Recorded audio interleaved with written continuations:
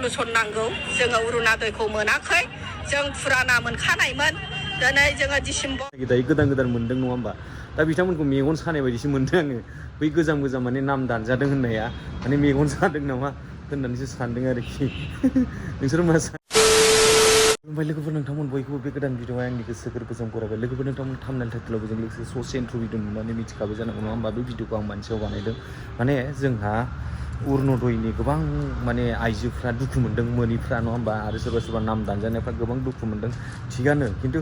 दायो जोंहा माखासे आइजोफ्रा माबायाव अरुणदय दानजानायफ्रा माने ससियेल मिडिया बा माबायाव निउसावहाय बुंदों जाहैबाय माने सिगांनिफ्रायनो जों मोनबोखादों जों गोजामखा जों फुरानाखा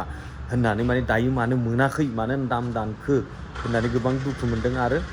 निउसनि गेजेरजों बुंदों आरोखि ओमफ्राय आं दा दिनैनि थारिखआव बेखौनो बुंनो सानो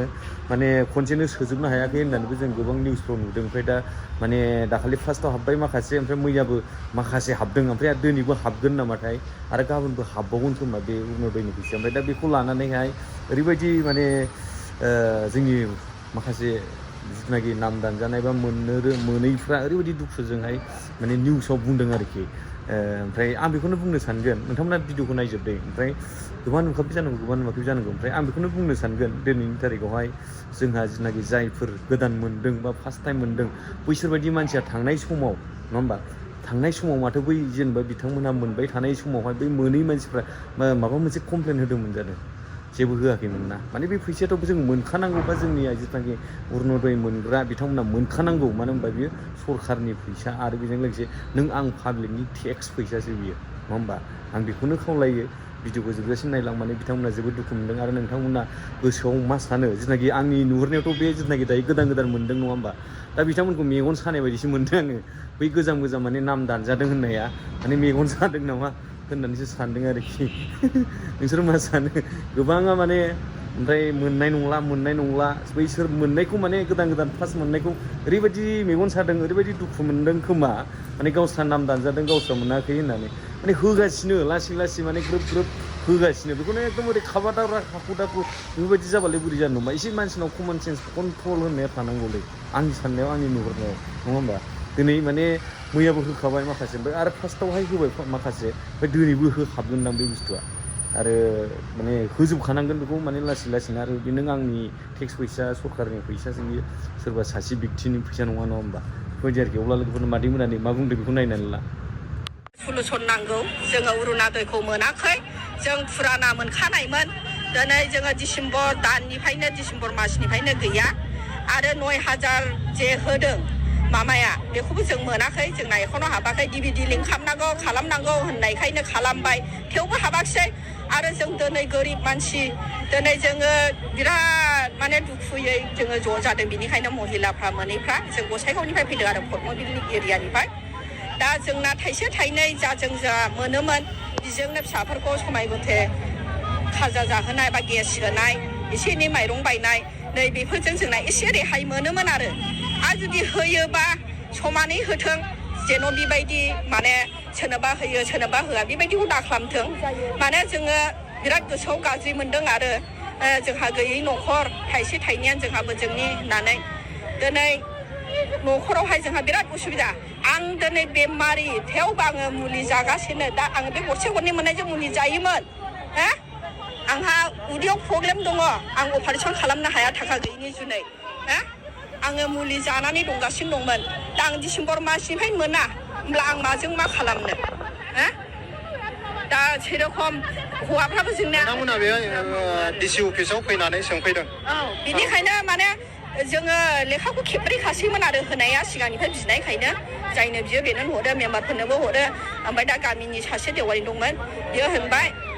आं हैफानोसै डाइरेक्ट आङो सोना हैफानोसै जोङो बिसास खालामना हरबाय दा जोंना जायाखिसै गैया बिनिखायनो माखासे मानसिफ्रा होनबाय नोंसोर डिसि अफिसाव थांनानै होनबा सलुसना ओंखारगोन मोनगोन दा फैबाय जोङो फैनाय लोगो सासे माने अफिसारा फन हरबायनो जायहा चेक खालामो नायो होनबायनो जे महिलाफोर जमा जाबाय नोङो दा फैसै खारदो दा अफिसारफ्रानो गैला सासेबो खारजोब्बाय मानो खारनांगौ दिनै नोंसोरो अफिसाव जिरायदों मानि थाखाय जिरायदों दिनै पाब्लिकनि समस्याखौ समाधान खालायनोसो जिरायदों दा जों बेबायदि प्रेस मिडिया लिंहरनाबो गोनां जायामोन दिनै जुदि अफिसारफ्रा जिरायनानै जोंनि सलुसनखौ जुदि मोजाङै सामलायोमोनब्ला अब्ला जों बेबायदि प्रेस मिडियाबो लिंहरनो जोंहा दरखार गैया दा नोंसोर खारबाय बलेथ' जों उफाय गैया जों प्रेस मिडियाखौ लिंहरनांगौ गोनां जाबाय आरो नोंथांमोना नायनो हागोन लेखाया ओरैबायदि गारनानै दङ नोंसोरो रुमावहाय नायदोल' ओरैबायदि गारनानै दोनजोबदों मानो बेबायदि खालामनांगौ जोंनि जेरक्स खालामनाय लेखाफ्रा दाम गैया नामा बे खनसेयाव नोंथांमोननि नामखौ लिस्टनिफ्राय दाननाय जादों नामा